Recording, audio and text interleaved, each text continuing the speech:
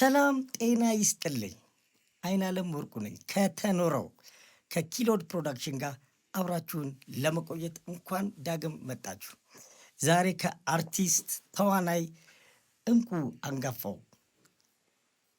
ከአቶ ተረፈ ለማ ወልደ መስቀል ጋር ቆየት ያሉ ጨዋታዎችን ልንጫወት ተገናኝተናል። እንኳን ደህና መጣ። እንኳን ደህና ቆየኝ ነው። እንኳን ደህና ቆያችሁ ነው የሚባል። እንኳን ደህና ቆየኝ። መቼም ያው አንተ ነው የምለው እንዴ? አዎ አንቱ አለ እንዴ? አለ ዕድሜ አንቱ ማለት ደግሞ ጋብቻ ከልክል ስድብ ነው። ስለዚህ አንተ ብትል ይሻላል። በዚሁ ቀጥል። በጣም ተረፈ። ስንት ዓመት ይሆናል እንግዲህ? አንተ እንትን አትለው 1933 ሲሆን አዎ እንግዲህ ወደ 84 መሰለኝ። የት አካባቢ ነው? እዚሁ አዲስ አበባ። አዲስ አበባ ቀጨኔ ደብረ ሰላም መድኃኔዓለም አካባቢ ነው የተወለድኩትም ያደግኩትም እዛው ነው ያደግኩት። የልጅነት ወቅት የልጅነት ጊዜ እንዴት ነበረ? የትምህርት ቤት ያለፍኩባቸው በቅስና እኔ የልጅነት ጊዜን በብዛት ያሳለፍኩት በቤተ ክርስቲያን ነው። አባቴም ቄስ ናቸው። የቄስ ልጅ ነኝ። በድቁናም በቤተ ክርስቲያን ውስጥ ምን ያደግኩት። በኋላ መጨረሻ ጊዜ እንደው ያው አምሃ ደስታ ትምህርት ቤት ገባው። ከአምሃ ደስታ ትምህርት ቤት በቃ አቋረጥኩና ወደ ሌላ ስራ ገባሁ። ብዙ ስራ ገባሁ። መጨረሻ ጊዜ በቃ ከአምሃ ደስታ ትምህርት ቤት ያን ጊዜ ሚኒቴሪ ሲለበስ በጣም ብርቅ ነው። ምንድን ነው ሚኒቴሪ እንደው መልበስ አማረኝ እንደው ደስ እያለኝ ስል ምድር ጦር ሄድኩኝ። ሙዚቀኞች ይቀጥራሉ ሲል በኋላ ምድር ጦር ሄድኩኝ። ስንት ዓመተ ምህረት ተርፍ? 56 ዓመተ ምህረት ጦር ኃይሎች ሄድኩኝ። እዛ ኦልድ ኤርፖርት ሲሄድ መለመሉን የተወሰኑ ሰዎች ግማሾችን እዚህ አዲስ አበባ ሲያስቀሩ እኔን ሀረር ላኩኝ። ሀረር በሶስተኛ ክፍለ ጦር በሙዚቃ ክፍል ተቀጠርኩ። ሶስተኛ ክፍለ ጦር ሙዚቃ ክፍል እነ ኮሎኔል መንግስቱ እዛ ነበሩ። ሀረር ሶስተኛ ክፍለ ጦር? አዎ እኛ ማሰልጠኛ ሆነን እዛ ነበሩ። እንደሄድኩ ማሰልጠኛ ነው አማሬሳ የገባሁት። በኋላ እነሱን ያው ኮርሴን ጨርሼ ስገባ ነው ያወቅኳቸው እነሱን። ከዛ በኋላ እኔ በቃ ሙዚቃም ክፍል አላስገቡኝም። ያኔ ትንሽ ግርግር ስለነበረ ትመለሳላችሁ በሚል ከትምህርት ቤት ከማሰልጠኛ ትምህርት ቤት ኡጋዴ ላኩን። 56 ያው ኡጋዴ ትንሽ 56 ጦርነት ነበረ። ሶማሌ ጦርነት ነበረ። ከዛ እዛው ትንሽ ለአንድ ዓመት ያህል ነው ለ9 ወር ያህል ቆይቼ ከዛ ወደ ሀረር ወደ ሙዚቃ ክፍል መጣሁ። ተመለሰ። እስከ 1960 ነው የቆየኸው? እስከ 19 በምድር ጦር መከላከያ መምሪያ ከ1956 እስከ 1960 በ60 ዓመተ ምህረት ከዛ ወጣው። እንደገና ፖሊስ ሰራዊት ገባው እዛው ሀረር። እዛው ሀረር ምስራቅ በረኛ ኦርኬስትራ ይባል ነበረ። አሁንም እዛ ሳያድለኝ ቀረ። ምስራቅ በረኛ ትንሽ እንደሰራው ሀራዋጫ የሚባል ሀገር በፖሊስነት ላኩኝ። ሄድኩ። ከዛ ተመልሼ ወደ ሀረር መጣሁ። ሀረር ስመጣ 66 ዓመተ ምህረት ለውጥ ሆነ። ለውጥ ሲመጣ ከለውጡ በቃ ያን ጊዜ ከሀረር ብዙ ሰዎች ተመረጡ። እነ ፍስሐ ገዳ እነ ተካ ቱሉ። ምንድን ነው ምርጫው? ይሄ እንትን ለውጥ ሐዋርያት መጣና ለውጥ ሐዋርያት መጡ ተመረጡ። ከዛ በኋላ እኔም አጃቢ ሆኜ ወደ አዲስ አበባ መጣሁ። አዲስ አበባ ስመጣ ከለውጥ ሐዋርያቶቹ ጋር አንድ ላይ ነበር። አጃቢ ነኝ እኔ። እነሱ ባለሰኛ እነሱን አጅበን የመጣ ነው። ከዛ እንደመጣሁ በቃ 4 ኪሎ ለውጥ ሐዋርያ የሚባል ቢሮ ነበርን። 6 ኪሎ ጥበቃ እዛ ምናምን ስንል 6 ኪሎ አዎ 6 ኪሎ የገንዘብ ሚኒስቴር ጋር ለውጥ ሐዋርያ የሚባል ነበር። አሁን ኮሎኔል አጥናፉ ቤታቸው ምናምን። ከዛ ወደ ቤተ መንግስት ላኩ። ቤተ መንግስት ሲሄድ በቃ እዛ ካምፕ አልጋ ሰጡኝ ምናምን አልኩ። አልዋጣልኝ በቃ እንደ ሁኔታውን ሳይ እኔ የለመድኩት ያው ወዲያ ወዲህ ማለት ነው። ያንን አየው። ፍስሐ ገዳ ነበር እዚያን ጊዜ። እባክህን ከዚህ ቦታ አውጣኝና ሌላ ያን ጊዜ ድርጅቶችን፣ የጫማ ፋብሪካ፣ ቲያትር ቤቶችን፣ ትንንሽ ፋብሪካዎችን የብሔራዊ ሀብት ልማት የሚባል ወርሷቸው ነበር። በሱ ስር ነበሩ። በኋላ በቃ እንግዲህ አንዱ ጋር ልካለሁ አለኝና አዲስ አበባ መዘጋጃ ቤት ቲያትር ክፍል ላከኝ። በምን በቃ እንዲቀጠር ያው ቲያትር ክፍል ያን ጊዜ ይቀጥራሉ። ቲያትር እንዲቀጥሩ እንትን እንግዲህ የሆነ ሰምተዋል። እኔም ሰምቻለሁ።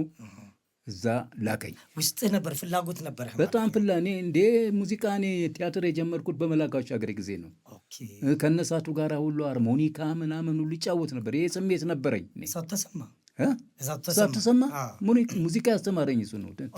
ሃርሞኒካ ምናምን ክቡር ዘበኛ እያለ ዘፈን አልነበር በሃርሞኒካ በምን ጎበዝ ነበር እሱ። ከዛ በኋላ በቃ ከአዲስ አበባ ወደ እንትን ሄድኩኝ ማዘጋጃ ቤት ሄድኩኝ። ማዘጋጃ ቤት በ1967 ዓ.ም በቲያትር በጊዜያዊነት ተቀጠርኩ። ማዘጋጃ ቤት አሁን ወታደርነቱን እርግፍ አድርጌ ትቼ ተቀጠርኩ። እነማን ጋር ተቀጠርኩ? እነ ሱራፌል ጋሻው፣ እነ ወለላ አሰፋ፣ እነ ፍቅርተ፣ እነ ጌታሁን ኃይሉ፣ እነ ተሾመ አንዳርጋቸው፣ እነ ደመላሽ ብዙዎቹ እነ ገድሉ ብዙ 25 ሆነን ተቀጠርን። በ1967 ዓ.ም በኮንትራት ተቀጠርን። ስንሰራ እንግዳም ተቀባይ ሆንን። ኳስትሮ ይመጣሉ፣ እዛም አይመጣልም።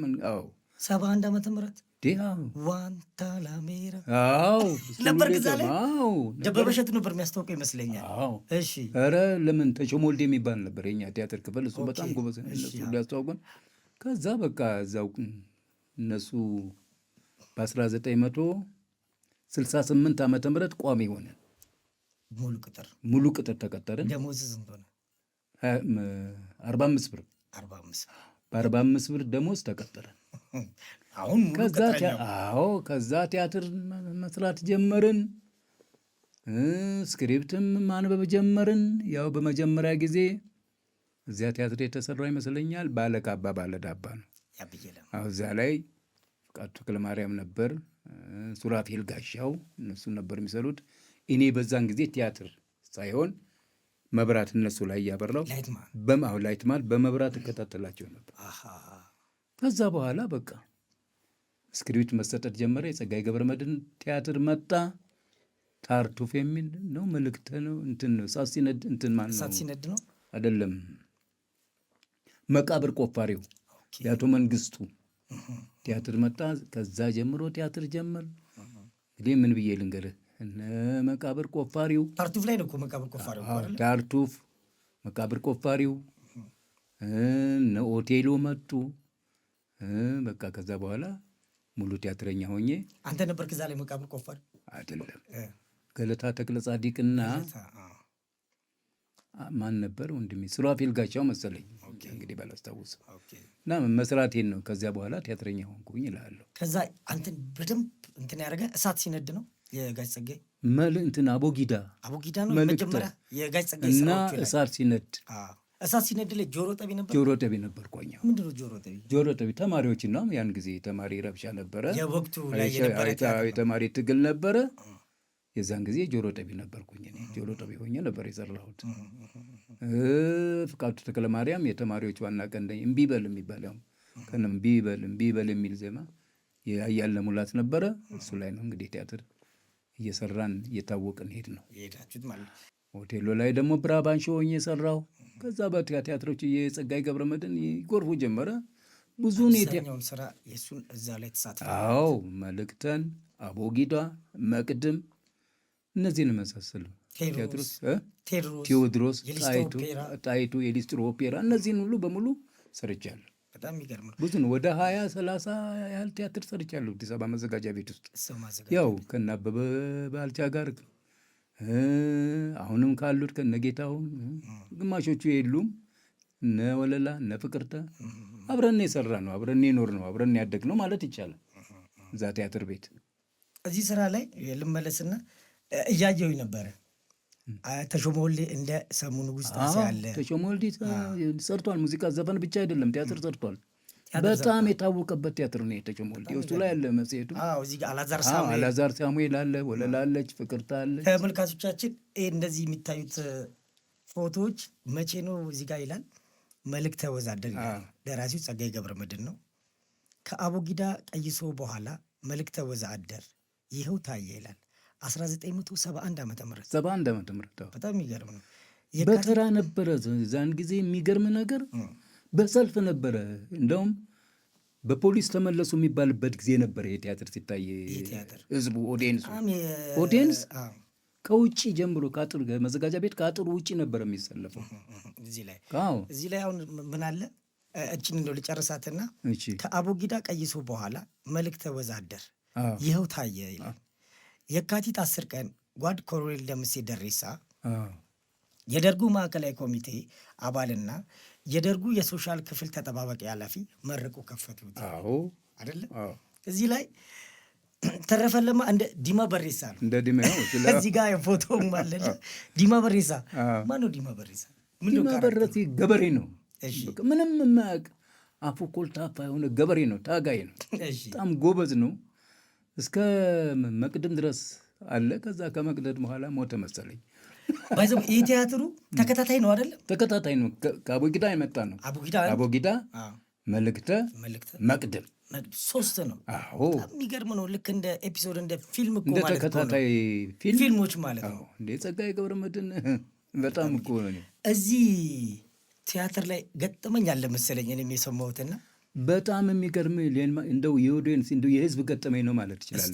እዚህ ቲያትር ላይ በድርጅት ቲያትሩን እንዳይ እንትን ነበረ እድል ነበረ የዛን ጊዜ በድርጅት አንበሳ አውቶቡስ ድርጅት ይሄ ምናምን ፋብሪካዎች እየመጡ ያያሉ። አንድ ጊዜ ምድረ ድርጅት የአንበሳ አውቶቡስ ይሄ ከክፍለ ከተማ ከምን መጥተው ያኔ ከፍተኛ አዳራሹ ጥቅጥቅ ብሎ ሞልቷል። ጥቅጥቅ ያው ድርጅቱ ነው የሚከፍልላቸው። ምንም የለም ሁሉ ገብቷል። ምን ትላለህ? በመጨረሻ እንግዲህ ይሄ ሁሉ የምታየው እነ ተሾመ እነ ምናምን እስረኞች ነን፣ እነ ከበደ ደገፉ የምታየው ሁሉ እስረኛ ነው። የመጨረሻ ጊዜ ድል አድርገን ስንገባ ጥይት የውሸት ጥይት ነው የሚሰጥን። የውሸት ጥይት አለ። ያ ልክ ባሩድ የለውም እንጂ እንደ እውነት ጥይት በቃ ደንበኛ እንደ መሳሪያ ነው የሚጮህ።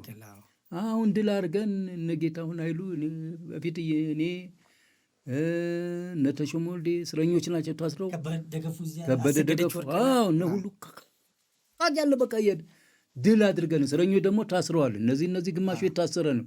እነሱ ልናስፈታ ስንገባ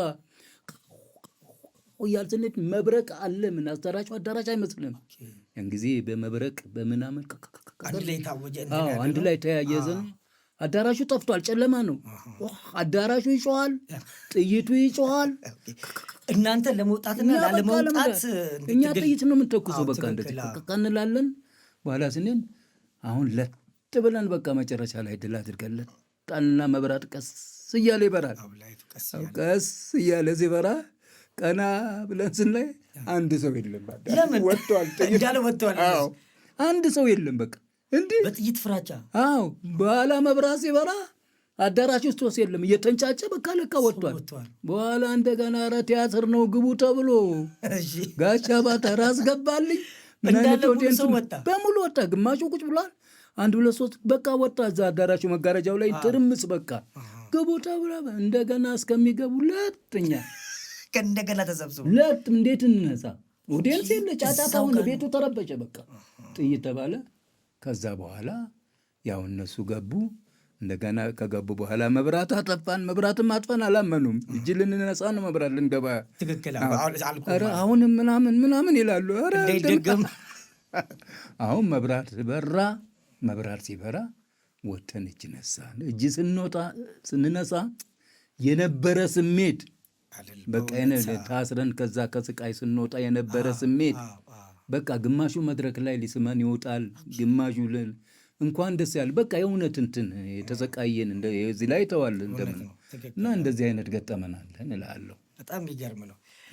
ቴዎድሮስ ላይ ቄሱ ሆነ ራሱ አፄ ቴዎድሮስን ራሳቸውን አንተን የምትናገራቸው?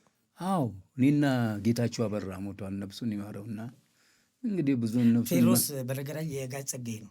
የጋሽ ጸጋዬ ለታው አይደለ? የጋሽ ጸጋዬ ድርሰት ማለት ነው። አዎ ከጌታቸው ጋር እንትን ቄስ ነበርኩኝ። ቄሱ ነው እና ልንባርከው ነው የገባ ነው። እኛ ቴዎድሮስ ወጡ ነው የሚለን በቃ እኛን አንድ ጊዜ ወጡ ብሎ እንደው ሲመጣብን በርግገን መስቀላችንን ጥለን ወደ ኦዲየንሱ አንድ ጊዜ በቃ አይወደንም ነበረ ቴዎድሮስ። ከዛ ምንድን ነው አንተ የምትለው? ምን ቴዎድሮስ ማለት ቄሱ ሆኖ ቴዎድሮስ ረግዚኦ አንተ አቴና ወጊ ምናምን ሲለኝ ቴዎድሮስ ያልኩ በቃ አለ አንድ ግጥም እንደው አላስታውሰውም ስለው ዞርበል ብሎ በቃ ይችን ትናለን። ቄሶኛ ነበር። ብዙ ነው ካራክተሩ፣ የመጨረሻው ካራክተር ነው። ተነስተን እኔና ጌታቸው ብንንስል ኦዲየንስ ውስጥ ገብተናል ወድቀን በጣም ተንከባለን ነበር የምንወድቀው። ከፍራቸውም በቃ ስሜት ውስጥም ገብታችኋል። እንትን የነበረ ስሜት ራሱ የፍቃዱ ስሜት ያስደነግጣል። መጥቶ የሚያንቀን ነው የሚመስል። ደግሞ ያቺ ሽጉጥ ይዟል የጠጣናል። ትክክል። እዚህ ከቲያትሩ ደግሞ እንውጣና እንደ ወጣትነት ዘመን እንዴት ነበረ? በዛ ጊዜ የነበረው የልጅነት የወጣትነት ዘመን በቲያትር ቤት አይ ኖ በአንተ በራስህ እንደው የነበረው ህይወቴ በጣም ጥሩ ነው። እኔ ምንም የከፋኝ ነገር የለም። ሃርሞኒካ እጫወታለሁ ከልጆች ጋር ብዙ የእኛ ጊዜ የዛን ጊዜ የልጅነት እንትናችን ሸርተቴ ነው። የጭቃ መጨማለቅ ነው። ችቦ መልቀም ነው። የትሰው ቀጨኔ አካባቢ ነው ወይስ? እንጦጦ እንሄዳለን፣ ችቦ እንለቅማለን። ቤተ ክርስቲያን እንሄዳለን፣ እናስተዛዝናለን፣ ዳዊት እንደግማለን። ወደ ድቁናው ከዛ በኋላ በቃ ወደ ፒያሳ እንደው አንዳንድ ጊዜ እንወጣለን እንጂ እስከዚህ ምንትን የለንም። ውድ ተመልካቾቻችን ከአፍታ ቆይታ በኋላ አሁንም ከተረፈ ለማ ጋር እንቀጥላለን። እዚሁ ቆዩ። ሰብስክራይብ ማድረጋችሁን እንዳትረሱ።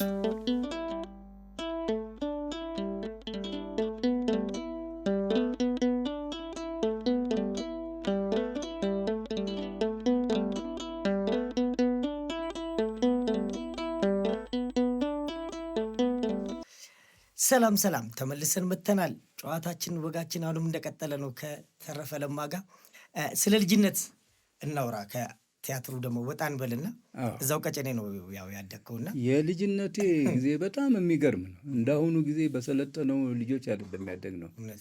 ችቦ ቆርጠን ሸርተቴ ተጫውተን። ችቦ ከየት ነው የምትቆርጡት? ከእንጦጦ ከቀጨኔ እንጦጦ ድረስ ይላል። ከእንጦጦ ቆርጠን በቆሎ በልተን እሸት በቆሎ እንደውም ይገርማል። በ10 ሳንቲም አንድ ጣሳ በቆሎ ከማደሳ ትምህርት ቤት ስንማር ጀምሮ በቆሎ ነው እንደዚህ ይሸጥልናል። ያን በቆሎ እንበላለን። የሚጠበስ በቆሎ እንበላለን። ፓስቴ ቤት የፓስቴ ቤት ታሪክ ልንገርህ እስቲ። ሸሪፍ ፓስቴ የሚባል ነበረ ሰሜን ሆቴል አካባቢ። እሱን ልንበላ እንትን ሸሪፍ ፓስቴ ቤት እንሄዳለን። እዛ ስንሄድ በተራ ነው ፓስቴ የምንገዛው ከተማሪው ብዛት ለመብላት። በ5 ሳንቲም 2 ነው። አንዱ ፓስቴ ተንጠፍጥፎ እስከሚያልቅ አንዱን እንበላል። አንዱ ይንጠፈጠፋል። በ5 ሳንቲም 2 በማጥለያ። ለምን በእንጨት ይወጋል። ከእንትኑ ከዘይት ውስጥ እንደዚህ ዘይት ይጠበስ የለ ትልቅ ሰፌት ነው የሚያክለው። እንደዚህ ይልና ይሄ የሚንጠፈጠፍ አንደኛውን እንበላለን። ልክ አንዱ ሲያልቅ ደግሞ አንዱን እንመጣለን እንበላለን። ፍራንክ የሚቀበል ማን ነው? የዛ የሸሪፍ ልጅ በራፍ ላይ ሆኖ ነው የሚቀበለ። ስንት ፓስቴ በላ? በእምነት ነው። አዎ ስንት ፓስቴ በላ? አንድ ምንድን ነው 5 ሳንቲም ነች። 2 በ5 ሳንቲም 2 ነው። በ10 ሳንቲም 4 ፓስቴ ትበላለ አይደለ? በጣም ይገርም ነው። 4 ፓስቴ ሜንታ የሚባል በ1 ሳንቲም እንገዛ ነበር የዛን ጊዜ። ከርክ የሚባል አለ ስሙኒማ ያለው ትልቅ ሰው ከርክ የሚባለው ከርክ ያለው ስሙኒ። በቃ እንደዚህ ነበረ ጊዜያችን። ሸርተቴ ደግሞ በጭቃ በቃ ቁልቁለት ላይ ነው። አንዳንድ ጊዜ እንደዚህ ቦይ እንሰራና በተረገዝ የምንሄደው አለ። አንዳንድ ጊዜ ቁልቋል እዚህ አድርገን በቂታችን እንደዚህ ያለ ፎቶግራፍ እናነሳለን እያል እንጠቀጥቀዋለን። ጭቃውን እንደዚህ እንጠቀጥቀዋለን በቂታችን ስንሄድ ድምፅ እንዲሰጥ በቃ ያን እንደሚሸልሙን ደግሞ ከእኛ ታላላቆች የሚሸልሙን ነበሩ። ከሌ አንደኛ ምናምን እየተባለ እንደዚህ ነው ጊዜያችንን ያሳለፍነው። የቡሄ ጨዋታ፣ ገና ጨዋታ። ኧረ ቡሄ በደንብ ነው የምንጫወተው። ዛሬ ባራኪና ምናምን ምን የሚባለው ነገር የኔ ጌታ ነው ያመላጣ ቅቤ ቀቡት ጸጉር ያውጣ ምናምን የሚባል ነገር ወያ የኔ ጌታ ምናምን ነው የሚባለው ነው እንጂ ባለመኪና ምናምን የሚባል ነገር የለም። ያን ጊዜ ደግሞ ፍራንክ የሚሰጥ የለም። ዳቦ ነው ከረጢት እናሰፋለን። በመጀመሪያ ዳቦ መገበያ። አሁን ያንን ዳቦ ይዘን እንሄዳለን።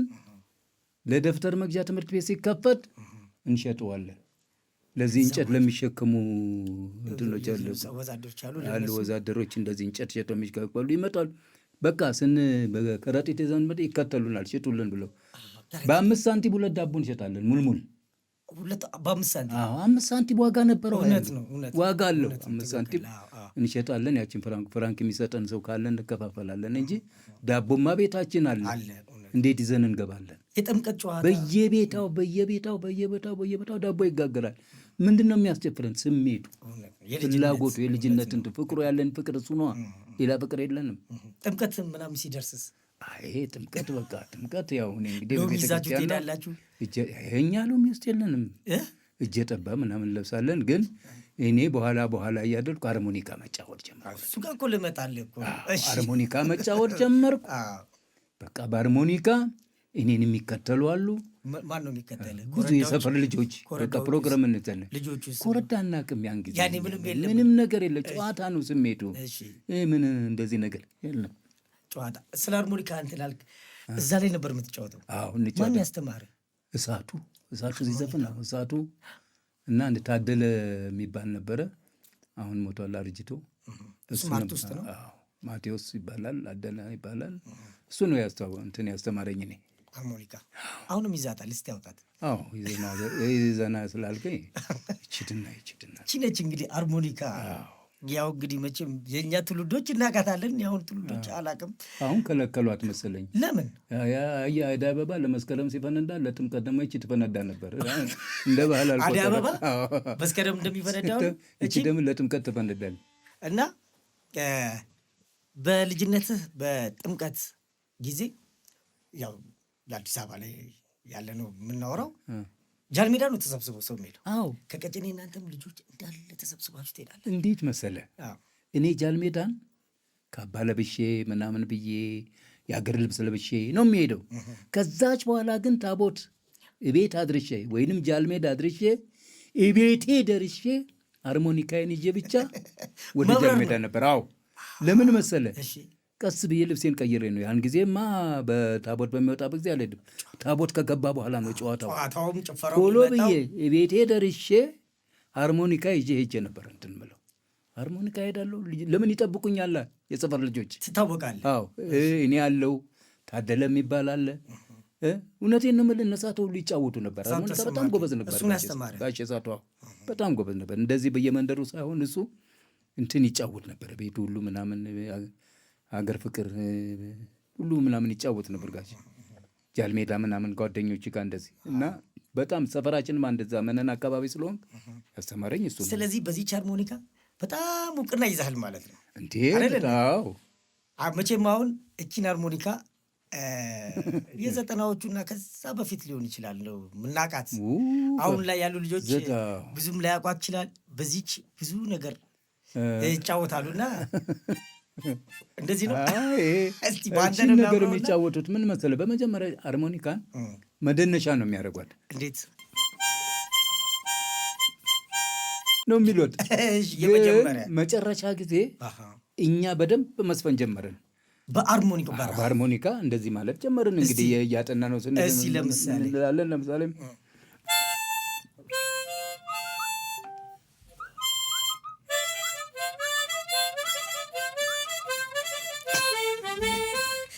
ባለጋሪው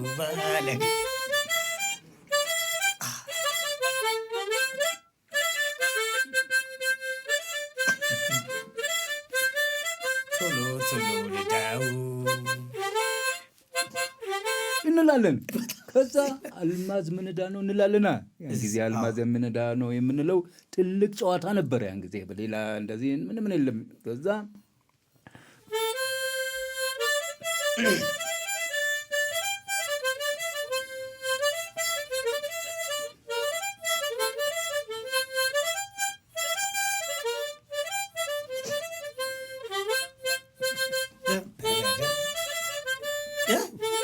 ማርዬ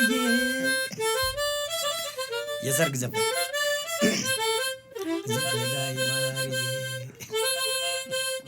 እንላለን። እዛ በአሁኑ ጊዜ ደግሞ መጣ ስለ ሀገር መጫወት ጀመርና እሺ በስመ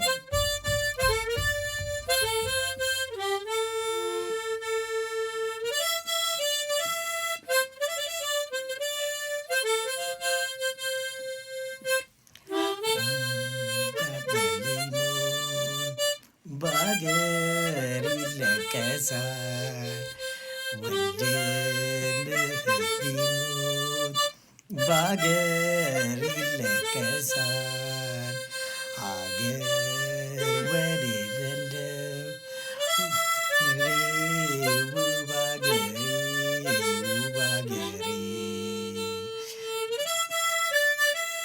መፈጠሬ አለጀበርና በጣም ይገርማል። እዛ እንደገና ወደ ትዝታው እንገባለን። የሚደንስ ካለ ደግሞ እንደልሳለን እንዴ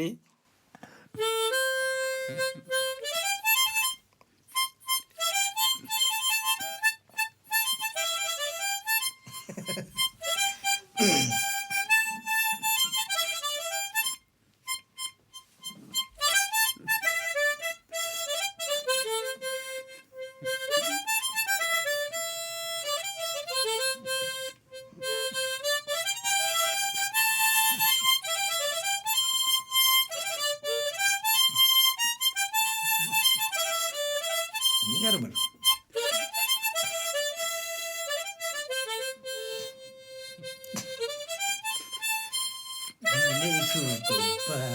የምህረት አልጋ እንላታለና እንደዚህ ነበር። በጣም በቃ እያል በትዝታ አንተም ያው ወደ ትዝታ ሄድክ። አሁን እንግዲህ እንደዚህ እንጫወታለን። በዚህ እድሜ ደግሞ ትንፋሼን እንደዚህ መጫወቱ በጣም አደንቀዋለሁ። ትንፋሼን እግዚአብሔር ይጠብቅልኝ። ሃርሞኒካ በጣም የሚገርም ነው። በጣም በእውነት አሪፍ አሪፍ ጨዋታ እየተጫወትን ነው። በትዝታ ወሰድከን በእውነት። አሁን ሃርሞኒካ ይሄኛው ወጣቱ አሁን ያለው ብዙም አያውቀውምና ቢያንስ ጥሩ ጊዜ ነው ያሳለፍነው እኛ በልጅነታችን ጥሩ ጊዜ ነው ያለነው። ፍቅር አለ፣ ጨዋታ አለ፣ ደስታ አለ። ተጣልተን ወዲያው ነው የምንታረቀው። እንደዚህ ምናምን የለም። በጣም በጥሩ ጊዜ ነው ያሳለፍነው። ያው እንግዲህ ደግሞ ብዙውን ጊዜ በሚሊቴሪ ውስጥ ያሳለፍኩ ስለሆነ አሁን ደግሞ በአሁኑ ጊዜ ሀረር ደግሞ ሲንመለስ ሚሊቴሪ ውስጥ እያለ እንደዚህ ወታደሩ ወይም እዛ ላይ ያሉን የክፍለ ጦሩ ወይም እዛ ክፍል ላይ ያሉትን በሙዚቃ ወይም በቲያትር እንደዚህ ታዝናናቸው ነበረ? በጣም በጣም ግጥም ነበረ። ሃርሞኒካ ጫወት ነበረ። በትራምፔት ክሊሮ የሚባል ነበረ። ሰንደቅ ዓላማ ወጣ ነበር በክሊሮ እዛው ሀረር። አሁን እንደኔ እንጃ እንጂ ድሮ ወጣ ነበር። ኮሎኔል መንግስቱ በጣም የቅርብ ከአንተ ጋር አንድ ክፍል እዚህ ከመጣ በኋላ እዛ ስትጫወቱ ነበር ጨዋታ? እዛ አብረን እሱ መሳሪያ ግምጃ ቤት ነበሩ ወይስ ምንድን ነበር? መሳሪያ ግምጃ ቤት ነበረ። እዛ እሱ ላይ መሳሪያ ግምጃ ቤት ነበረ። እኔ ሙዚቃ ክፍል ነበርኩኝ። ከዛ ከሙዚቃ ክፍል ኡጋዴ ላኩኝ። ከኡጋዴ እንደገና ተመልሼ የመጣው በቃ እንዲህ ወዲያ ወዲህ ስል ነው እንትን ያልኩት። ከዛ በኋላ ከጦር ሰራዊት ወጥቼ ወደ ፖሊስ ገባው። ለውጥ ሐዋርያ መጣው። አብረን ፎቶግራፍ አለን የመንግስቱ ኃይለማርያም ጋር። ግን እንደዚህ ነው ማለት አያስፈልግም እና ደስ አይልም። ብዙ ነገር አሳልፈናል። ግን ብዙ እድሜን በደስታ ያሳለፍኩት ከሚሊቴሪ ዓለም መጥቼ መዘጋጃ ቤት ከገባው በኋላ ነው። መዘጋጃ ቤት ገባው። ትዳር ያዝኩት እዛ ነው። መዘጋጃ ቤት ነው የዳረኝ። አዳራሽ ውስጥ ነው ያገባሁት። እዛው መዘጋጃ ቤት። መቼ ዓመተ ምህረት? በ74 ዓመተ ምህረት ቲያትር ክፍሉ ነው ራሱ የቲያትር ክፍል ነው የዳረኝ። ያን ጊዜ መዳር ሙዚቃ በነፃ አዳራሽ በነፃ ተዳርኩ። ቲያትር ሰርተን ሙሽራውም የኔም እንትን ቲያትሩን አይታ እኔም ቲያትሬን ሰርተን ከዛ ተያይዘን ወደ አዳራሽ ለግብዣ መሄድ ነው። በጣም ደስ የሚል ነው ያሳለፍነው። በጣም ጥሩ። ከዛ ደግሞ ክራይ ቤቶች ምን ልታረቅ ሄድክ? አሰልጣኝ ነበርኩኝ። ክራይ ቤቶች እኮ የራሱ ሙዚቃ ክራይ ቤቶች ነበረው። እኔ ነኝ ያስገዛሁት። ክራይ ቤቶች እስቲ ንገረኝ። ክራይ ቤት አዲስ አበባ መዘጋጃ ቤት እዛው ስሰራ በቃ አለ አሁንም መሰረት አቡኔ የሚባል ክራይ ቤቶች የሚሰራ የነበረ ነው። ኪነት ለማቋቋም እንፈልጋለን እንድታሰለጥን እንላለኝ። ላሰለጥን ሄድኩ። ከዛ መሳሪያ ተገዛ። መሳሪያ ሁሉ በደንበኛ ተደራጀ። አዲስ አበባ ቅርንጫፍ የሚባል አለ። አሁን ከዚህ ከእንትን ከኪነት አሁን የተሰራው ቤት ህፃናት ቲያትር ፊት ለፊት የት ነው? እዚሁ 4 ኪሎ እንትን ፍላሚንጎ ጋር አዲሱ ከሱ ፊት ለፊት የክራይ ቤቶች ቤት ነበረ። አዳራሽ እንዲሰራ አደረግን። በቃ ቲያትሩ ስለተቋቋመ ለመታያ ተባለና አዳራሽ እዛ አካባቢ እንዲሰራ ይሰራ ተባለና ተሰራ። ፈረሰ በኋላ መጨረሻ ጊዜ በኋላ ለውጥ መጣ። አርቲስቱም የዛ የሚሰሩት ሰዎች ተበታተኑ። እነዛ የተበታተኑት አሁን ቋሚ የሆነው ኪራይ ቤቶች የት ያርጓቸው? የተቀጠሩት በቲያትር ነው። ስለፈረሰ ቲያትር ክፍሉ እዛው ቋሚ የሆነው አሁን በየቦታው ግማሹ ባለስልጣን ላይ ግማሹ በስራ ላይ አለ።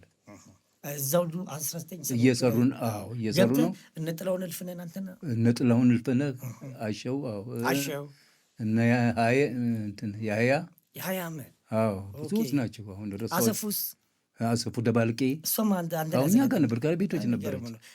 ታደሰ አለሙ ወለላ እኛ ጋር ነበር። እኔ ቲያትር ሳሰለጥን ውዝዋዜ እንዲያሰለጥን ሙዚቃ ሁሉ እንዲያሰለጥን ማንን አመጣሁት? ከሀገር ፍቅር አብራር አብዶን። አብራር አብዶን ከኔ ጋር እሱ ዘመናዊ ነው። እዛ ኬኔዲን እዛ ከህንፃ ኮንስትራክሽን ያገኘው ወይም ደግሞ ወደዛ ያመጣው እሱ ነው። አብራር ነው ባይዘ ኬኔዲን ወደ ሙዚቃው ዓለም ያመጣው አንተ ወደዛ ወስደው ነው ማለት ነው። እኔ ነኝ የወሰድኩት። እንግዲህ እዛ ያገኘው አይመስለኝም። ኬኔዲ ያን ጊዜ የለም፣ ሌላ ጋር ከዚህ ከጎላ ሚካኤል ሌላ ጊዜ አግኝቶት ይሆናል። አሁን ነው ከዛ ወዲህ ይመስለኛል። አብራር አብዶን እባክህ እኔ ለምኘው ነው እባክህና ክራይ ቤቶች ቲያትር አቋቁመናልና በተዘዋዋዥነት ወይም እንድታሰለጥናቸው ና ብዬ ለምኛ ያመጣሁት እኔ ነኝ። ይገርማል። ስለዚህ እነዚህ ሁሉ ሙዚቀኞች ትልቅ አስተዋጽኦ አድርገሃል ማለት ነው። ክራይ ቤቶች ላይ ማለት ነው። ክራይ ቤቶች እንደገና ጡረታ ወጣው። ያው ከጡረታ ከወጣ በኋላም ብዙ ስራ ሰርቻለሁ። የሀረር የሙዚቀኞች የቀድሞ የሀረር ሙዚቀኞችን ማህበር አቋቁሜያለሁ። አንተ ነው ያቋቋምከው? አዎ። ኤፍሬም ባለፈው የኔ ሰብስበን አሁን ካሉት ሰልቦች ጋር ተሰባስቤ ተሯሩጬ እንዲቋቋም ያደረኩት እኔ ነኝ። ያውቃሉ እነሱ። ፒያሳ ላይ ነበረ። ፈረሰ ቤታችን። አሁን ግን ቤትም አልተሰጠው ምንም አላሉም። አሁን እንደ አዲስ ተቋቁሞ አሁንም አለ፣ አልፈረሰም። መፍረስም የለበትም። አሁንም አለ፣ እንደውም አለ፣ አሁንም እየሰራ ነው። ግን ተበታትኖ ቤት በማጣት ምክንያት አሁን እየተግሏሉ ነው። ያ ሁሉ ሙያተኛ እንዴት አይነት ሙያ ያላቸው ናቸው። መጠናከርም ያስፈልጋል። አሁንም አለ። ከዛ ደግሞ እንደገና የኪነ ጥበባት በጎ አድራጎት ማህበር የሚል በ2001 ጥላሁን ገሰሰ የሞተለላ ከጀርመን አንዱ ተፈሪ ፍቃድ የሚባል መጣ። አብረን ፊልም ሲያነሳ ምናምን ተተዋወቅኩት። በሱ ምክንያት የኪነ ጥበባት በጎ አድራጎት ማህበር የሚል አቋቋም። ሌላ ድርጅት አቋቋም። ይሄ እንደው ስለዚህ አርቲስቶችን የሚያገናኝ የሚደጉም እንደዚህ አይደለም። የአርቲስቶች ቀብር እንደው ከዚህ የበለጠ መሆን አለበት። እኔ አደራጃለሁ ኋላ አደራጀ። በቃ ማህበሩን አደራጀን። እኔ አያልነ ሙላት ጋር ወስጄ አስተዋወቅኩት። ዳዊት ይፍሩ ጋር ወስጄ አስተዋወቅኩት። ነፍሳቸውን ይማርና ሳሊ አፈወርቅ ተክሌ እነሱ ይረዱሃል ብዬ አስተዋወቅኩት። ተቋቋመ ያ ማህበር እስካሁን ድረስ አለ። እንደውም አሁን የነርስ ክላር ባንድ ያንን ቤት ሰጥተውን እየተንቀሳቀስን ነው። ይንቀሳቀሳል። ከጀርመን አሁን ባለፈው ጊዜ 30 ካርቶን መጽሐፍ ነው ምናምን ለኢትዮጵያ እዚህ ምን ነው የሚባለው አብሮት መጽሐፍቶች አበረከታው። አሁንም እየሰበሰብን ነው። ብዙ ሰዎች ሄደው ታክመዋል በዚህ ማህበር። የመጀመሪያ ጊዜ ይሄ ማህበር ምን አድርጓል መሰለ? አርቲስቱ በነፃ እንዲታከም ሕክምና ፈቅዷል፣ አስፈቅዷል። በእውነት በጣም ደስ ይላል። አስፈቅዷል። አሁን የታመሙ ሰዎች ጀርመን እየሄዱ ይታከማሉ። ከታከሙት በኋላ አብራር አብደዋል ሄዶ ታክሟል። ማን ፈለቀ አበበ፣ አምሃ ተወዳጅ፣ አብርሃም አስመላሽ። እንደውም አብርሃም አስመላሽን ጀርመን እየሄድኩት አብራችሁ ሄዳችኋል አይደለ? አብርሃም አስመላሽ ከኛ ጋር ሁሉ ሄዷል። የኮሜዲ ስራ እዛ ሰርታችኋል መሰለኝ። ገበያ ግብተናል ጀርመን ሀገር። ከአብርሃም አስመላሽ ጋር አብረን ሰርተን ያን ጊዜ ይዘውን የሄዱት ክቡር ዶክተር ዳዊት ይፍሩ እና ያልነ ሙላት፣ አሰለፈች አሽኔ፣ ብዙ ነው የሚባል ሰዓሊ ነበረ። አሁን አሜሪካ ነው ያለው። ብዙ ነው የሚባል ከእነሱ ጋር ሄደን ጀርመን ጎብኝተን የማህበሩ እንትኖች ነበር። አብርሃም አስመላሽም እኔም ገቢ ማሰባሰቢያ ሰርተን ነው የመጣ ነው። እሱ እዛው ሞተ፣ እኔ መጣሁ። ያው ሲመጣም አስክሬኑን ምኑን የተቀበልኩ እኔ ነኝ እና እዚህ ደረጃ ነው ያለ ነው። በጣም አሪፍ።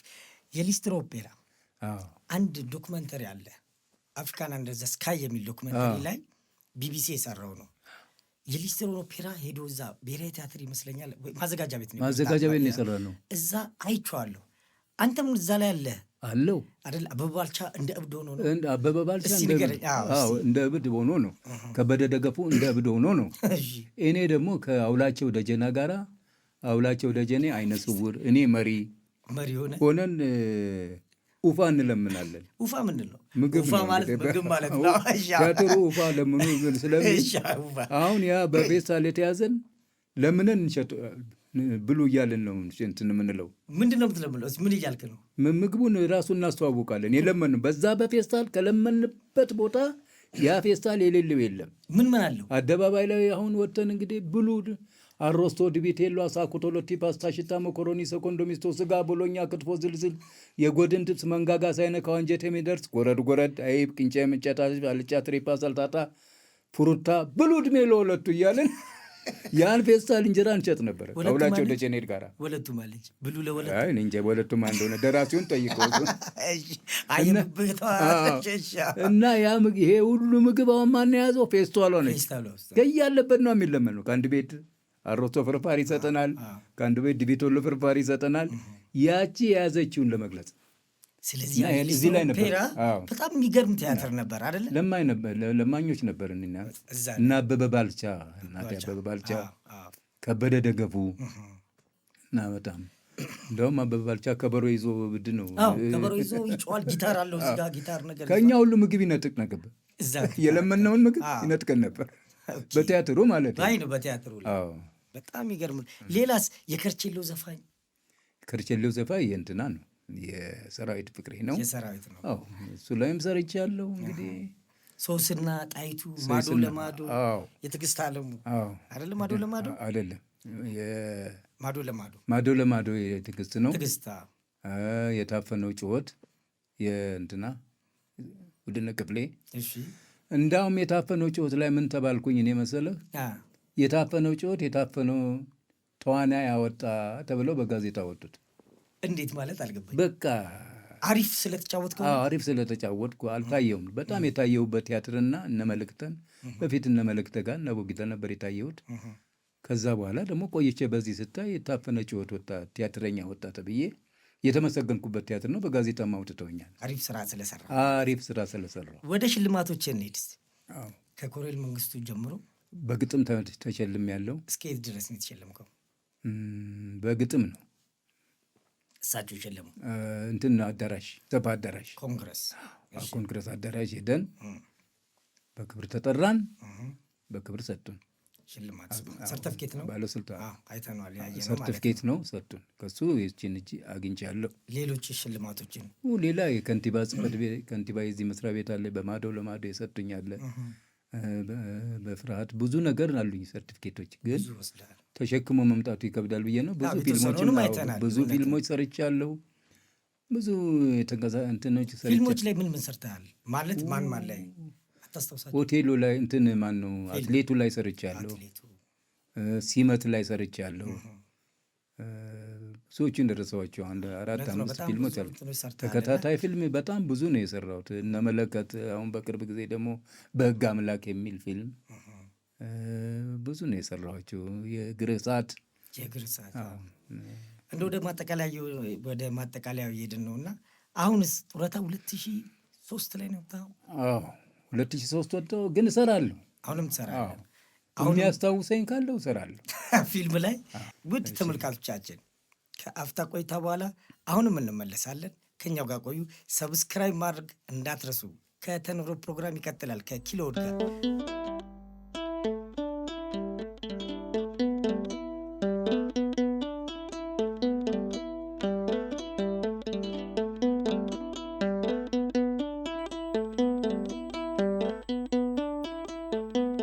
ውድ ተመልካቾቻችን ከተኖሮ ፕሮግራም ተመልሰን ተገናኝተናል።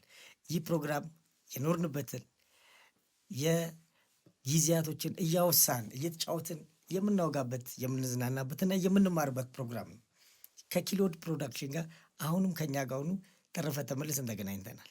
ከጸጋዬ ስራዎች የመልእክተ ወዛደር ወይም ደግሞ እዛ አካባቢ ላይ ያለው ለአንተ ስሜት ይሰጥሃል ይመስለኛል። በጣም በጣም ስሜት ይሰጠኛል።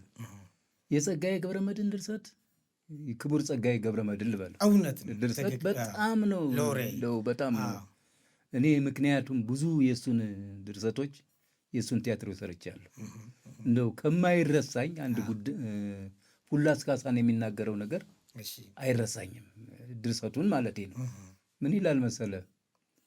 ጓድ ፉላስ ካሳ ትናንትና በኃይለ ሥላሴ ጊዜ እግዚኦ በስመ ማኦ ተንሱ ኤንግል አልጋ ፈንቅል በክል ሳንክል ፊዳል አርክስ እያልክ ስትበላ ከረምክ።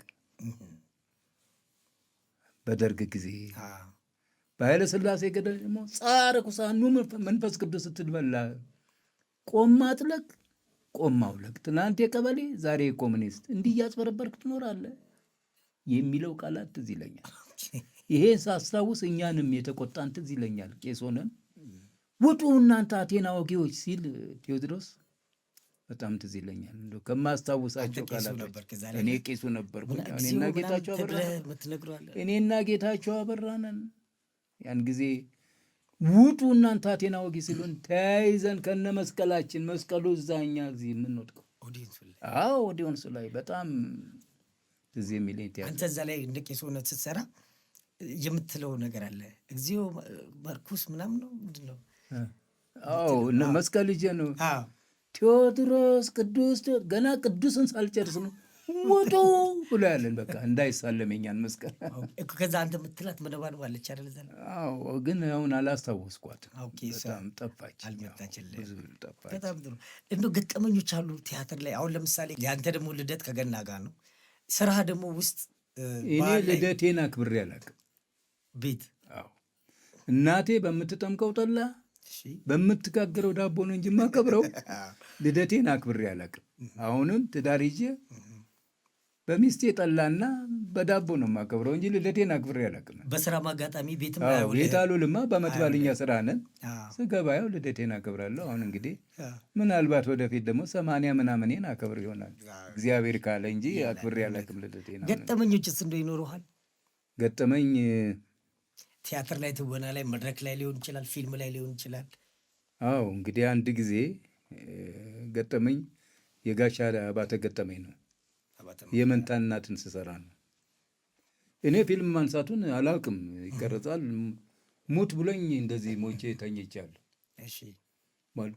ለካ እሱ እየዞረ ያለ ሙት ብዬ አላልኩም እንደ ይሄ ሞቼ ያለሁ አለ። በእርግጫ መታኝና በደንብ ሙት አለኝ። እውነት ሙት አለኝ ጋሻ አባተ። ይሄን ገጠመኝ ጋሻ አባተ በስሜት ነው እንትን ነው። ሌላ ደግሞ አንድ ጊዜ ቲያትር ቤት የቀረሁት ትዝ ይለኛል። እንዴት የቀረሁት ማለት ነው? ሚተኗ በላይ ነው ምን ላይ ይሆን ቲያትር በቃ ረስቼው ቀረው። ረሳሁ? አዎ ረሳሁት። እሺ መኪና ቤቴ ስመጣ በቃ ደነገርኩ። ረስተዋል? አዎ ረስቼው እስከ ዛሬ ድረስ እንትን ይለኛል። ይገርምሃል። ቅዳሜ ነበረ ጽጌ አድሬ እንቅልፍ እንትን ስላለኝ ረሳሁ። በዛው ተኝተህ ነው እንጂ እዚህ የማዘጋጃ ቤት ማለት ነው።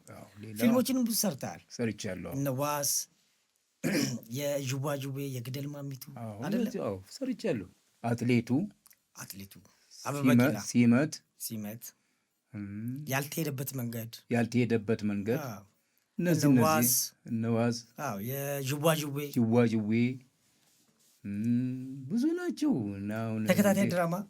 ተከታታይ ድራማ ወደ ኮከቦቹ ከነ ዳንኤል ጋር ሊሰራ። አዎ ዳንኤል ድንግሉ ጋር ሰርቻለሁ ኮከቦቹ።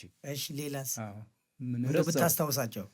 የእግር እሳት አለ፣ በህግ አምላክ እየረሳቸው ነው። ሰው ለሰው እንደውም ትልቁ ስራ እንደውም እንትን ደግሞ ማን ነው የመጀመሪያ ታድር ከእነ አልማዝ ጋር የሰራሁት ያልተሄደበት መንገድ እነሱ ላሰርታ በፊልሙ ላይም አሁንም ያው ቢገኝ ስለ ስራው ይመጣም ያው ትሰራለህ። አንጥረኛው ብዙ ቲያትሮች ሰርቻለሁ። በጣም የሚገርመኝ ማዘጋጃ ቤት የሴት ባንድ ነበር አይደል? እንዲህ በጣም እንደውም አሉ ተበተነ። በጣም ውቢት ባንድ የሚባለው በመጀመሪያ ባንድ ነበሩ። ከዛ በኦርኬስትራው ተቋቋመ። ለእንቁጣጣሽ ለታ እነሱን ለማየት ነው የሚገባው። ሌላ ባንድ አለ፣ የወንዶች ባንድ አለ፣ የሴቶች ባንድ አለ። ይቀርብ ነበረ። ድንገት በዘመን መለወጫ ግንባር ቀደሞች ነበሩ። ውቢት ባንድ በጣም እንደ አዲስ የሚታይ ነበረ። የእሱ መፍረስ በጣም ነው የሚያሳዝነው በእውነት። አሉ ግማሾች አሉ፣ በብዛት አሉ። አሁን ከሙያው ጋር አሉ። አሁን ቢሰባሰቡ ይሰራሉ ብዬ ግምት አለኝ። ማንም እንደነሱ የሚሰራ የለም። መፍረስ የሌለበት ባንድ ነው የፈረሰው። ታዋቂ እነሱን ለማየት እንኳን ይገባ ነበር። ውቢት ባንድ በጣም ታዋቂ ነው። ምን ስንቱ ኢትዮጵያ ኦርኬስትራ። እሱ ጋር ደግሞ ለመጣ ማዘጋጃ ቤት ስትገቡ እነ ለማ ገብሬው የባህሉን ይዘው፣ እነ ተስፋዬ ለማ ኦርኬስትራውን ይዘው ወደዛ መጡ። እንዲያውም ስለ ጋሼ ለማ ገብረሕይወት አንድ ጨዋታ ላጫውት እና ካስትሮ መጥቷል። መንግስቱ ኃይለማርያም ነው ይዟቸው የመጣው። ካስትሮ መጥቶ እዛ ቁጭ ብለዋል። ፈረንጆች እንደዚህ ያሉ ለማ ገብረሕይወት እኛ ፉከራ እናሳያለን። ከለማ ገብረሕይወት ጦር ይዘን ምናምን ይዘን መጀመሪያ የሚገባው ለማ ገብረሕይወት ይሄንን ጎፈር ይሄን ጎራዴ ይዞ ብሎ ሲወጣ ብድግ ብለው ወጡ ፈረንጆች። እንዴት ጎራዴውን ሲስብ ወጡ፣ ተነሱ፣ ሽለላ ላይ ደነገጡ። እንዴ በቃ ደነገጡ አለ። ነጮቹ ወጡ። መንጌ ቁጭ ብሎ በሳቅ እኛ ራሳችን ቁጭ ብሎ ዘራ። የጋሽ ደግሞ ለማ ድምፅ ታዲያ በጣም በቃ ይሄ ትዝ ይለኛል። እንደው አስታወስከኝ። በጣም ትዝ ይለኛል። እና ኦርኬስትራ እዛ መጥተው አንተም እዛ ውስጥ ነበር፣ ተካተ ነበር። አስተዋዋቂ ነበር እኮ ስለ ኦርኬስትራ ኢትዮጵያና ስለ ማዘጋጃ ቤት መድረክ ላይ አስተዋውቅ ያለው ግጥም ደርሻ ያለው የግጥም ጸጋዬ ዘርፎ የኔን ግጥም ዘፍኗል። ምን የሚል ነው? ድሮም ገበሬ ነኝ አምራች ዘር ከገጠር የወጣው ሚሊሻ ወታደር የሚል በዜማ እንደው ታውቀዋለህ? እንደው ድሮም ገበሬ ነኝ አምራች ዘር ከገጠር የመጣው ሚሊሻ ወታደር ፓምፓምፓም። ውዝዋዜው ራሱ እነዚህ ሙኒት ባንድ ነበር እንደዚህ የሚመዘን ውዝዋዜ ወዛወዛሉ። ባንድ አላቸው። በጣም ትልቅ ስራ የሰራ ነው የሙኒት ባንድ። ይሄ መዘጋጃ ቤት ሴቶች ትልቅ ሙያ የሰሩ ሰዎች ናቸው። አሁን ግን ፋንቱም ነበሩ በዛ ጊዜ እንዴ ፋንቱ ይዘፍን አልነበረም እንዳሁን አይደለ? እሱም አበባ ኃይለ ሚካኤልም አለ። ለሱ ግጥም ወይ የሆነ ሰጥተዋለህ? ግጥም ሰጥቼዋለሁ። ምንድን ነው የሚባል አምራች ምናምን የሚል ያን ጊዜ ገበሬውን ማመሰገን ነበር። ለሱም ሰጥቼው ዘፍኖልኛል። አበባ ኃይለ ሚካኤል ዘፍኖልኛል። ተሾመ ዘፍኖልኛል።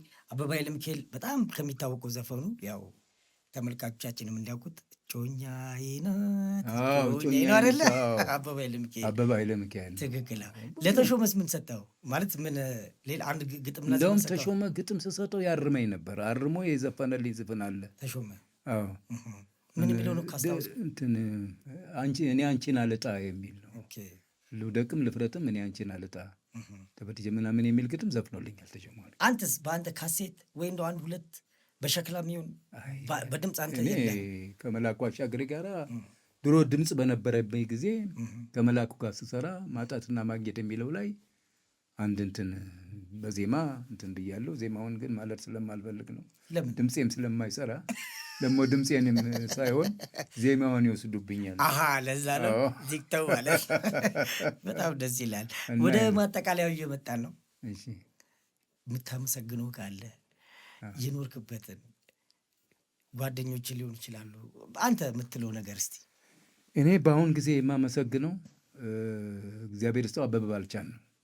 አንድ የማመሰግነው አበበ ባልቻ በአሁኑ ጊዜ ቤቴ ፈርሶ እስከ 2 ዓመት ቤቴን ቦታዬን ሳይሰጡኝ ወዲያ ወዲህ ስንከራተት ከአንድ ባለሀብት ጋራ በእውነት አነጋግሮ ጥሩ የቤት ኪራይን እንድከፍል በብር በገንዘብ አስረድቶኛል። የረዳኝም ከተማ ከኬኬ እሱን አስተዋውቆኝ እንድረዳ አድርጎኛል። በዚህ አጋጣሚ አመሰግናለሁ በጣም። አሁንስ ላሉት ወጣት ተዋናያን እናንተን ፈለግ እያዩ ለሚያድጉት ምንድን ነው የምትላቸው? ምክንያቱም እናንተን እያዩ ነው የሚያድጉት። ውስጣቸው ስሜት አለ፣ ጥበብ አለና እስቲ ንገራቸው። እኔ ለአሁኑ ወጣት የምናገረው ወደ ዘመናዊ እንደው የውጭ ሀገር ባህል ከመከተል የእኛን ባህል ተከትለው ቢሰሩ እንደው ጥሩ ውጤት አለው ብዬ ገምታለሁ። ብዙ ጊዜ አሁን በቴሌቪዥን የምናያቸው ነገሮች ሁሉ የእኛን ባህል እየለቀቁ ነው። ብዙ ባህል አለን፣ ብዙ አለባበስ አለን፣ ብዙ ነገር አለ። አሁን በርኖስ አሁን ለምሳሌ እንደዚህ ሹል ነገር አለው አይደለም? ይሄ ሹል ነገር ምንድን ነው የሚስሩ ብለው አያውቁ። ሹሉ ይሄ ምንድን ነው? የመሳሪያ መደበቂያ ነው። እንደዚህ አለባበስ አሁን ሰንደቅ ዓላማ አለባበስ ራሱ ሁልጊዜ እኔ መከራከር አረንጓዴ ቢጫ ቀይ ሲለበስ የሚነበበው ከቀኝ ወደ ግራ ነው። እነሱ ያዞሩና ቀይ ቢጫ አረንጓዴ ብለው ይለብሱታል። ይሄ ትክክል አይደለም። ያው እንደዚህ እንዲህ አይነቱን ተቆጣጥረው ባለባበስ በተለይ እቺ ትንሿ ነገር ብዙ ስህተት ትፈጥራለች። ከአለባበስ ጀምሮ እንደው ተቆጣጥረው ከመቅረባቸው በፊት ጥሩ አልባሽ ቢኖራቸው፣ በቃ ጥሩ አለባበስ ቢለብሱ፣ ከስራውም አንጻር ባህላችንን የሚከተል ጥሩ ባህላን ሞልቶናል እኮ እኛ። አለባበስ ጥሩ አለን፣ ዜማ ጥሩ አለን፣ ያሬዳዊ ዜማ አለን እና ያን ተከትለው ቢሄዱ ደስ ይለኛል ብዬ ነው የምገምተው። በጣም አመሰግናለሁ ተረፈ። ስለዚህ መጨረሻ ላይ የምትለው ደግሞ ከአንተ ደግሞ ይውጣ። እኔ እየጠየቅኩ ነበርና መጨረሻ ላይ ማጠቃለያ ላይ የምትለው ነገር ካለ ምለው እንግዲህ እንኳን ምን ብዬ ልናገር፣ እዚህ ላቀረባችሁኝ እስከ ዛሬ ታፍኜ የኖርኩ ነኝ። እኔ በእውነት ነው የሚቆጨኝ ነገር ቢኖር የምትለው ብለህ ስላልከኝ እውነት ነው ተናገር። የሚቆጨኝ ነገር ቢኖር ምንድን ነው ለ45 ዓመት በላይ አዲስ አበባ መዘጋጃ ቤት አገልግዬ በውጭም አገልግዬ ስንት ሀገር ሄጄ ሰርቼ ታሪክ አልባ በመሆኔና ባለመታወሴ አንዳንድ ስብሰባ ቦታ እንኳን እንደዚህ የሚጠቅም ስብሰባ ወይም እንደዚህ አይነት ቦታ እንኳን የሚያስታውሰኝ የለም። ለምን? አጠገባቸው ያሉትን ሰዎች ነው የሚያስታውሱት። በእውነት ይሄ ልክ አይደለም። እኛ ሰርተን እኛ መዘጋጃ ቤት ስንቀጠር ግምጃ ቤቱ የወፍ አር ብቻ ነበር። ያንን ጠርገን የገባ ነው። ስቴጁን የሰራ ነው የእኛ ቲያትር ክፍሎች ነን። ተሾማ አንዳርጋቸው፣ ሱራፌል ጋሻው በሙሉ ያሉ ቲያትር ክፍሎች ከለከለ እና እያሉ ታከለ ሞቱ። ያንን ስቴጅ ፈንቅለን መድረክ ያደረግነው እኛ ነን እንዲሰራ ያደረግነውና ስለዚህ ትልቅ አስተዋጽኦ ላደረገ ስለሆነ ብንታወስ ጥሩ ነው። እግዚአብሔር ይመስገን የተዳርንበት የተቋልንበት የሰራንበት መስሪያ ቤት ነው። እኔ እንናገር ካልከኝ አሁን በልማት ቤቴ ፈርሶ ቤቴን በ2 ዓመት ነው ያገኘሁት በልዩ ልዩ ምክንያት። ያንን ጉዳይ ለመፈጸም እንኳን መዘጋጃ ቤት ብገባ የሚያቀኝ ሰው የለም ማለት እገምታለሁ። ይሄ ትንሽ ይቆጨኛል። ለምን ይቆጨኛል? ይህችን ነው መናገር የምፈልገው። በተረፈ ደግሞ እናንተ በዚያ አጋጣሚ እኔን ማቅረባችሁን አመሰግናለሁ። በርቱ። እንደዚህ አይነቱን ሰዎች ማቅረብ ራሱ ታሪክ እንዳይጠፋ ማድረግ ነው። ሰውየውን አይደለም የምትፈልጉት፣ ታሪኩን ነው። ከእኛ ጥቂት ታሪክ ብታገኙ ደግሞ ከሌላው ታሪክ ካገኛችሁ ይህንን ታሪክ ለሚቀጥለው ታስተላልፋላችሁ። ይሄ ትልቅ ስራ ነው። ስራችሁን ያቃናላችሁ እላለሁ። እናመሰግናለን። እኛም በጣም የምናመሰግነው ከ1960ዎቹ እስከ 80ዎቹ አጋማሽ ድረስ በዛ እንቁ በሚሆን ወይም ደግሞ እንቁ በሚባል ጊዜያት ላይ ከ15 ከ20 በላይ ቲያትሮችን መድረክ ላይ ለኢትዮጵያ ሕዝብ ስላደረግልን አስተዋጽኦ እጅግ እናመሰግናለን። እኔም አመሰግናለሁ እና እናንተም ኪሎ ውድ ፕሮዳክሽን ብላችሁ ያቋቋማችሁት ማህበር ወይንም ድርጅት በጣም አመሰግናለሁ። ምክንያቱም እንደኛ አይነቱን ነገር አቅርቦ እንደኛ አይነቱን ሰው አቅርቦ መጠየቅ ለእኛ ብቻ ሳይሆን ታሪክን ማግኘትና ታሪክን ለህብረተሰቡ ማቀበል ነው። ይህ ትልቅ ነገር ነው። በዚህ ስራ ጽኑበት። ብዙ የተደበቁ ሰዎች አሉ፣ ብዙ የማይታወቁ ሰዎች አሉ። እነዛን ሰዎች ሰብስባችሁ እንደኔ ብትጠይቋችሁ ከኔ የበለጠ ታሪክ ልታገኙ ትችላላችሁ። ይሄ ትልቅ ድርጅት ነው። በርቱ። በጣም የሚፈለግ ሙያ ነው። እንደው ማንም ያላደረገውን ስራ ነው የምታደርጉት። ወደፊት ደግሞ ሌላውንም ታሪኮች መተው ለመናገር እንደናንተ መተው ለመናገር እንደሚናገሩ ጠብቃለሁ። እግዚአብሔር ያክብርልን። ትልቅ ስራ ነው። እግዚአብሔር ብርታቱን ይስጣችሁ። ለእኔ አይደለም። እኔ አሁን ታሪኬን የኔን ብቻ ሳይሆን ከእኔ የምታገኙት ታሪክ ከሌላው የምታገኙት ታሪክን ለህብረተሰቡ መስጠት ቀላል ነገር አይደለም። ማስተላለፍ ቀላል ነገር አይደለም። ብዙን ነገር ታገኛላችሁ። ለህብረተሰቡ ለማስተላለፍ ያውቃችሁ። እግዚአብሔር ይስጥልኝ። አመሰግናለሁ። እኛም እናመሰግናለን። ተረፈ ውድ ተመልካቾቻችን ዛሬ ከተረፈ ለማ ጋር ከ1970ዎቹ እስከ 80ዎቹ አጋማሽ ድረስ በዛ እንቁና ውድ የነበረው ጊዜያት ላይ ከ15 ከ20 በላይ ቲያትሮችን በመድረክ ላይ ህዝቡን ሲያዝናና በወግ በሳቅ በጨዋታ ከእሱ ጋር ያደረግነውን ጨዋታ ዛሬ ከአንተ ጋር ስለነበርን እኛም በጣም እናመሰግናለን። ሰብስክራይብ ማድረግ እንዳትረሱ። መልካም ጊዜ። ቺርስ።